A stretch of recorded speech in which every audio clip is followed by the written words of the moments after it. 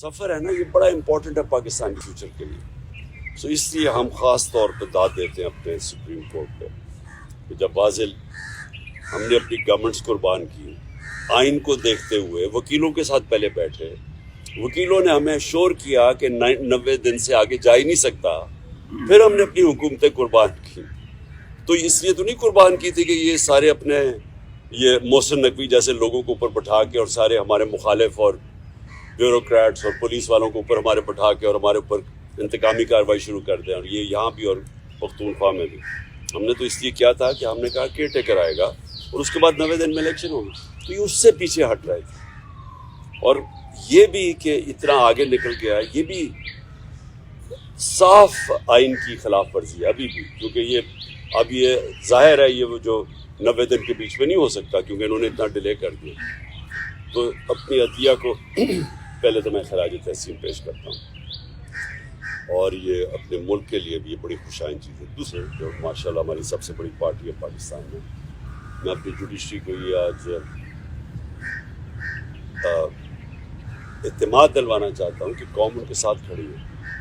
تو ان کو کوئی یہ وہ 98-99 میں نہیں جدھر ڈنڈوں مار کے سپریم کورٹ کے اوپر حملہ ہوا تھا اور کچھ ریئیکشن نہیں آیا. بہت بڑا ریئیکشن آئے گا پاکستان کے اندر. تو یہ ہم نے بھی سارا وائرل ہوا یہ جو کلپ ہے, اور میں صرف اپنے ججز کو یہ شیورٹی دینا چاہتا ہوں کہ ہم سب کھڑے ہیں. دوسری چیز کی میں نے بات کرنی تھی وہ یہ, آج بابر اعوان نے ایک پریس کانفرنس کیا. دیکھیں پہلے تو 17 مجھے قصے ہیں. میں نے جن 3 لوگوں کے نام لیے تھے میرے اوپر جب واردات ہوئی تو میں نے ان تینوں کے نام لیے. تو ہر چیز جو اس کے بعد ہوئی میرے اٹیمپٹ کے بعد وہ مجھے کنفرم کرتی ہے کہ وہ تینوں ملوث تھے اس میں. پہلے تو کور اپ کرنے کی کوشش کی, وہ نوید سے پہلی سٹیٹمنٹ, پھر شام کو دوسری سٹیٹمنٹ آ گئی. دوسری سٹیٹمنٹ جب وہ کر رہا تھا تو JIT کے اندر رپورٹ ہے کہ وہاں 5 نامعلوم افراد بیٹھے ہوئے تھے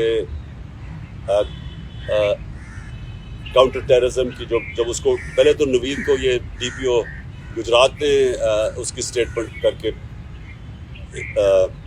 وائرل کر دی, وہ بھیج دیا. سب سے پہلے جو ہمارے مخالف اینکرز تھے ان کے پاس پہنچ گئی.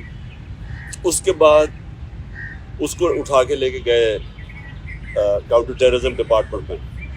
ادھر 5 نامعلوم افراد جو کہ جج کے سامنے اینٹی ٹیررزم کورٹ کے جج کے سامنے JIT کی رپورٹ ہے کہ وہ 5 نامعلوم افراد تھے. وہ وہاں بیٹھے, اس نے دوسری اس کی ویڈیو بنائی اور کئی گھنٹے وہاں رکھا.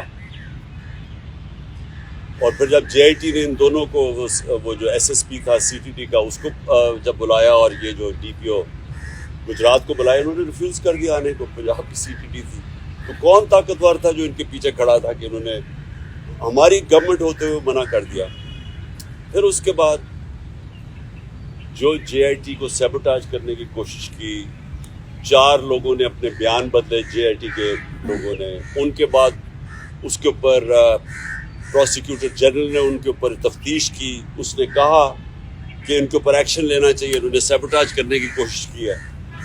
اب اس کیئر ٹیکر گورنمنٹ جس کا یہ مینڈیٹ ہی نہیں آتے ساتھ ہی پہلے JIT کو چینج روکا. اس کے بعد ان 4 لوگوں کو جن کے اوپر ایکشن کہا تھا ان کو واپس JIT پہ بٹھا کے, اور جو لوگ جو 2 کام کر رہے تھے ان کو انہوں نے OST کر دیا. تو یہ جو کور اپ ہے یہ صرف وہ کر سکتا ہے جس کے پاس طاقت ہے. اور طاقت کس کے پاس ہے؟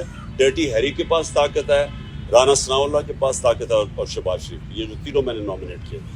اس کے علاوہ یہ نہیں ہو سکتے. اس کے علاوہ یہ سیبوٹاج نہیں کر سکتے JIT. اب بات یہ ہے کہ یہ 3 ان کو سب سے زیادہ خوف کیا کہ عمران خان اقتدار میں نہ آ جائے. یہ تینوں کو خوف ہے اور یہ 3 پاور میں بھی بیٹھے ہوئے ہیں. اور مجھے سب سے زیادہ خطرہ ان سے. تو میں نے پہلے بھی ٹی وی پہ کہہ بیٹھا ہوں کہ یہ ایک اب دوسرا پلان بنا ہوا ہے مجھے قتل کرنے کا. اور میں نے یہ پبلک بھی کہا, جب یہاں لاہور ہائی کورٹ تھا تو میں نے تب بھی جب خواجہ طارق رحیم نے جج کو بتایا کہ ان کے پر پلان بنا ہوا ہے, یہاں کوئی سیکیور انوائرمنٹ نہیں ہے, اس کو نہ پیش کریں وہاں, تو جج نے ایشورٹی دی. جب میں یہاں انتظار کر رہا تھا, جب میں گیا, اس نے ایشورٹی دی کہ پولیس ان کی حفاظت کرے گی. وہاں پہنچا, وہاں پولیس ہی بھاگ گئی ساری, کوئی کسی قسم کی پروٹیکشن نہیں تھی, بالکل ایک ایکسپوز تھا کہ کوئی بھی کچھ واردات کر سکتا تھا. پھر انہوں نے مجھے پنڈی بلایا, یہ اسلام آباد میں 3 اپیرنسز تھی. وہاں آج بابر اعوان نے جو اندر کے کیمراز تھے, جو سی سی ٹی وی کیمراز تھے, وہ بند کیے گئے. جو وہاں سیکیورٹی کے لوگ تھے وہ وہاں سے غائب تھے, کوئی سیکیورٹی نہیں تھی. سی سی ٹی وی کیمراز بند کیے گئے, اور بالکل کسی پروٹیکشن کے بغیر میں تینوں عدالتوں کے اندر ایکسپوز تھا. اب سوال یہ ہے کہ یہ کس کا انٹرسٹ میں ہے کہ مجھے کون آپ پروٹیکٹ کرے گا؟ جنہوں نے پروٹیکٹ کرنا ان سے ہی خطرہ ہے.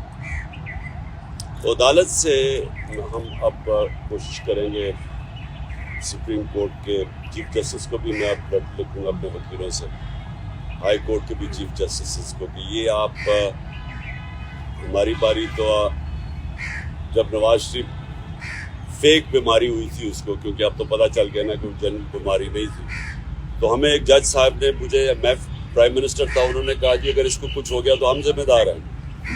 تو مجھے کچھ ہو گیا تو کون ذمہ دار ہے؟ کیونکہ وہ جنہوں نے کچھ کرنا ہے وہی ان کا کام ہے میری حفاظت کرنا.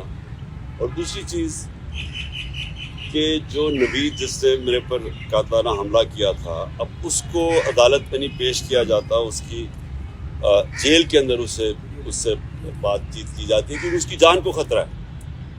تو جس کی جان کے اوپر اٹیمپٹ ہو چکا ہے اور خطرہ ہے, اس کو کیوں وہ یہ گھسیٹ رہے ہیں. اور ان کیسز میں یعنی جو مزاحیہ خیز کیسز ہیں, ایسے کیسز ہیں جن کے اوپر کبھی یعنی اگر دنیا مذاق اڑائے گی کہ ایک ٹیررزم کا کیس کر دیا وہاں الیکشن کمیشن کے باہر, جبکہ میں وہاں تھا ہی نہیں, میں گھر پہ بیٹھا ہوا تھا, وہ مظاہرہ ہو رہا ہے, میرے اوپر دہشت گردی کا کیس کر دیا. یا دوسرا وہ جو ایک اور, اب سب کو پتہ ہے کہ الیکشن کمیشن پوری طرح, اب تو خیر ساری قوم کو پتہ چل گیا کتنی جانبدار ہے, یہ تو حکم ہی ساری ان سے لیتی ہے.